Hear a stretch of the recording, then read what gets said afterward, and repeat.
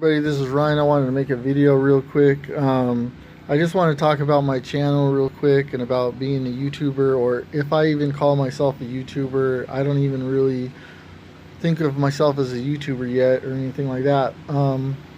When I went into this channel, making a channel, I made a channel way back in the day when I was younger. I started a YouTube channel and I wanted to talk about helping people get determination, get inspired to do stuff. Then I gave up on it because I was just too distracted with other things, and I just forgot about it. Like I was young. I just kind of like forgot about it. Then I think I started to start it up again. I wanted to do it again, but I wanted to do fun things. I wanted to go out and do stuff, and that only lasted about one or two videos. I went out and I did some things, and then I went I went out living my life, doing whatever, and I didn't think about YouTube in a long time. But when I went out truck driving, I thought about, hey, I would like to make like I'm doing something that is like really special. It's really different, and I'm kind of living my dream of traveling, and I wanted to document that, make videos, and I started to do it, but then never uploaded anything. It seemed like the demands of the job and everything. I just kind of wanted to focus on the job, and when I'd get places, I'd like to relax and not trying to be putting together YouTube videos and stuff like that. Plus, I didn't have the equipment. Like, I should have went out and bought a camcorder or a GoPro or something like that. Not having the equipment is a major factor. Just doing stuff on your phone. If you have a good phone, you probably could do a lot if you're really into it. But anyway, I'm just trying to tell you where my channel, like what my channel's kind of been through. Now I finally got to the point where one day when I was in my truck, I thought, hey, I'm going to start telling people how they could like get through stuff, how they could like be able to do the things that they want to do, because here I am in the truck and I'm doing what I love to do for a while, but then I felt like I need to do something else. Like, I need to make another jump to the next thing. Like, I'm getting too comfortable. I need to jump to the next thing or something like that. And I was like, well, God was talking to me and saying like, you need to tell people about Jesus, and like you need to go out and, what is it called when you're somebody who goes out and you tell people about Jesus? Not a minister, but like kind of like I don't know what they call it, a mission, like a mission or something like that. And you could reach a lot of people on YouTube, and so that was my idea, was okay, I'll do that, and then I'll also teach people about like law of attraction and things that I know of how the Bible and the law of attraction kind of like work. And because if there's people out there that have questions about the Bible, how come they're not getting anywhere? How come it's not working? And it's like the law of attraction actually helps with a lot of that, because there's a lot of psychological roadblocks that the Bible can produce if your mind is not in the right way. Because the Bible could be used for good and it could be used for evil. It could be used for controlling people. It could be used for independence. It could be used a lot of different ways. And a person with a lot of knowledge of the Bible can control people, because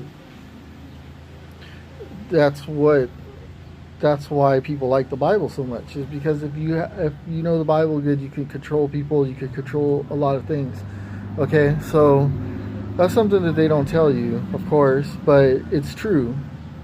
Um, the knowledge of the Bible helps you to have wisdom and righteousness, and helps you to make good decisions, and you could also uh, control other people.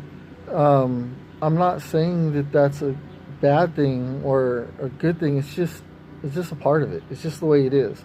Even a person will deny it, probably, that reads the Bible. They'll deny it and say no, but it's true. That's one of the reasons why I started reading the Bible, is because I noticed that I could do certain things. So, anyways, the other thing with my channel is I want to inspire people to be able to take action on things, to be able to get things done, to be able um, to not put things on a pedestal, and be able to. You don't have to be the top dog, but if you want to do something, like, get in there somewhere and start doing it. So that's another thing that I kind of like base my channel on. So now with this whole coronavirus thing that attacked and is going on, I feel like my whole thing has been disrupted. Like, my whole strategy, my whole plan, like, I would go for walks, I would go to the park, I would go to the library to work on my book, I would go to coffee shops to work on my book. I would go to the gym. All these things are kind of like my circle of things that I do to keep me going, so that I could write my book and feel inspired and everything like that. But all that's taken away from me now. So now here I am, and I'm like, then I got distractions from my family, because my family has, everybody's off of work, and like my brother, he wanted to play video games with me, and it was fun playing with him. And I said, hey, I should take some time off and spend time with my family, and also to figure out this whole coronavirus thing. I have to get the knowledge from it, and so I kind of been focusing on that, spending time with family, and finding out everything I can about coronavirus. So I might as well share what I know, because I am getting to the point where I'm like, man, I really need to push this information out, because I really should stop everything I'm doing and really push this information as hard as I can, because of what I know is that the month of April is going to be the worst. The coronavirus is going to hit. It's not going to be the worst, but it's going to be the biggest hit. April's going to be, the numbers have already gone up like crazy, but in April it's supposed to go up, like shoot up like really crazy, and I could see why. Like in my last video, I was saying people aren't ready for it. They're not taking precautions. So it's going to shoot up like crazy in April, and then what it's supposed to happen is in the middle of May, sometime in the middle of May, we're going to peak. It's going to peak the highest, and then hopefully it's going to start dropping. And the reason why is because everybody's going to, the spike in April is going to make people start to really get serious about this. And so that's why in May sometime they'll start kind of, the people will start wising up and kind of get control of it, and it'll start coming down. Okay, so the way the coronavirus works is you catch it by, you breathe it in, or you touch something else, just like everything else, and you touch your nose or your mouth, or you could go into your eye, and you caught it, the virus. The virus goes to your respiratory system, it goes into your lungs, and it plants its babies, and it dies. But the babies that it's planted, well, I call them babies, but I don't know what they're called, but it produces like drops a couple of them down there, and then they spread into your lungs, and what ends up happening is it takes over the lungs, it fills them with water, and the person gets pneumonia and dies. Okay, so the problem is, the problem is that the way they treat it is the people need a respirator, and we don't have enough respirators at the hospitals. There's not enough respirators.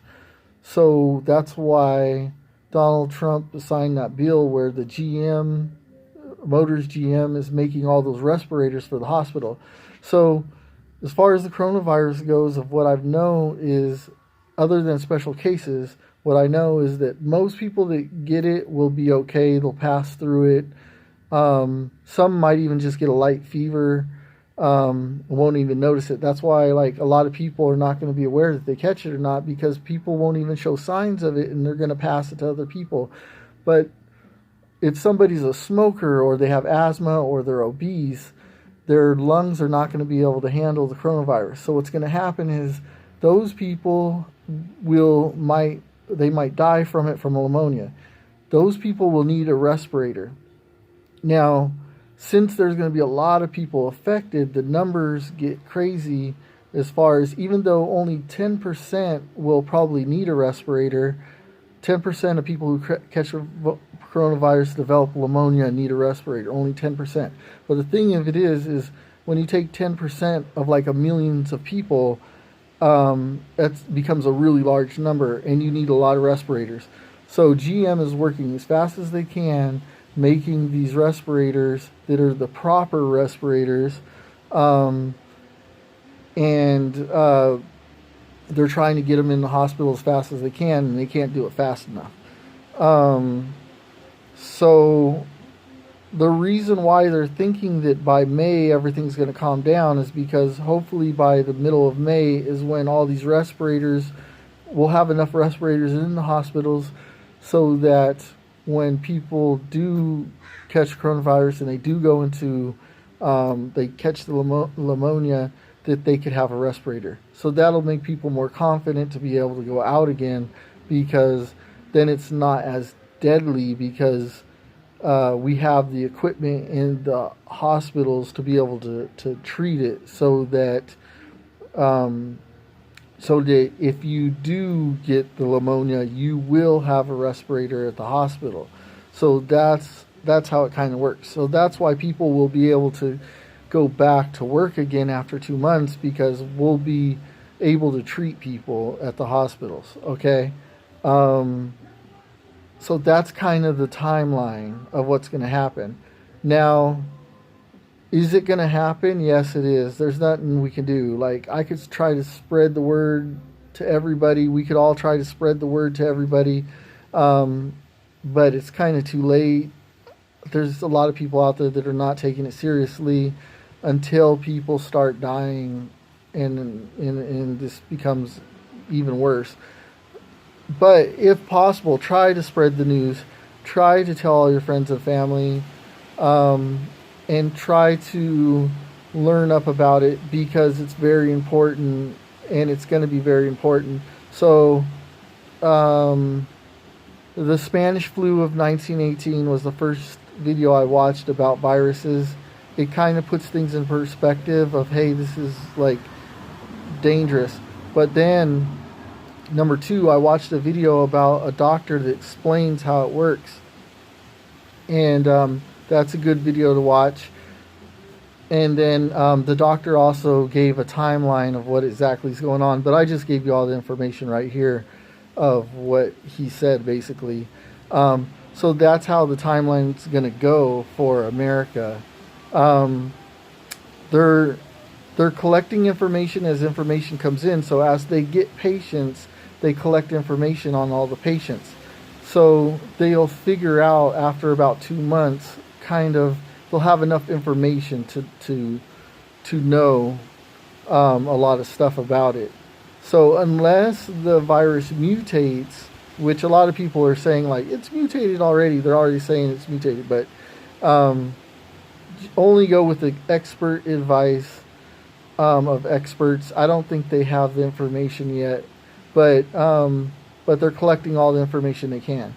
So is there a better cure for is there a better cure for America? Not really, because like Trump said, that there are other alternatives of respirators but they're not the proper respirators. And the problem is, if you have all these respirators that are not proper, like the experts, they know what a proper respirator, how it should work and everything. If you get these cheap respirators and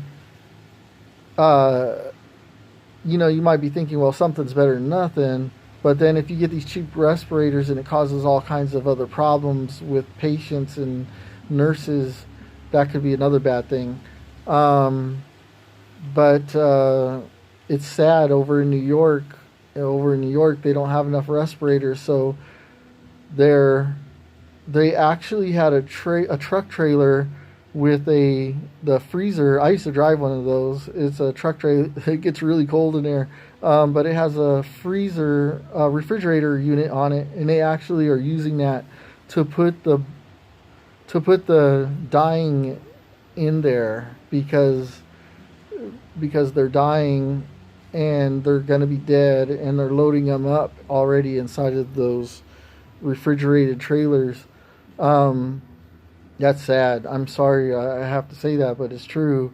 And the nurses and the doctors are very stressed out. It's very sad that the nurse needed 100 respirators and they got 10. So could you imagine 100 patients that need respirators and you only get 10?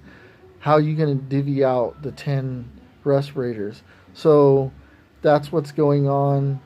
And so that's why it's so important for the next 2 months to try not to spread the disease, because we're waiting on all those respirators. Okay? But people are stupid. They're not getting the information out enough. People are not taking the precautions. They're not wearing masks and they're not wearing gloves.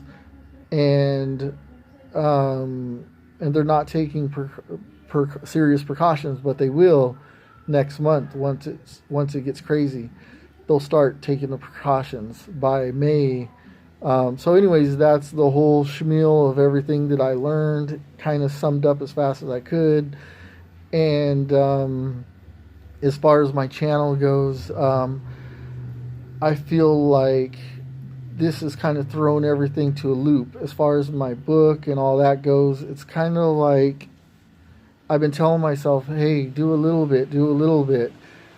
But for whatever reason, I feel like I'm saving my energy mostly for all this, because I have elders I'm taking care of, and I have children and family that I'm taking care of. But even though I heard that most children don't have a problem with coronavirus, there are rare cases though of young people dying from it. But they said kids